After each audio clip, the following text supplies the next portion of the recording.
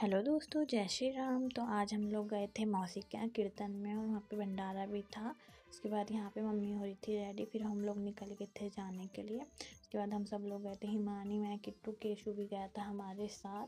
उसके बाद फिर हम लोग गए थे बुआ के घर, क्योंकि बुआ भी हमारे साथ ही गई थी। उसके बाद यहाँ पे बुआ और बैठे थे, फिर हम लोग पहुँच गए थे मौसी के वहाँ। डेकोरेशन की हुई थी पूरी, फिर मम्मी भी गई थी, हम लोग ऊपर गए। यहाँ पे बाबू था और मौसा जी भी। फिर उसके बाद हम लोग मंदिर चले गए थे जहाँ पे हो रहा था कीर्तन।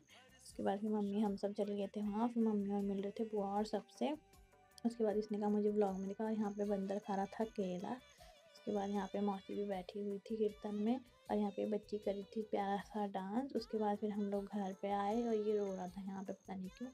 फिर उसके बाद डुग्गू भी आया हुआ था, डुग्गू भी बैठा हुआ था। फिर यहाँ पे कीर्तन में सब लोग आए हुए थे। उसके बाद फिर हमने किया था डांस। उसके बाद फिर आरती वगैरह हुई। यहाँ पे मौसी खिला रही थी कन्याओं को खाना, और फिर मम्मी ने भी खिलवाया था खाना।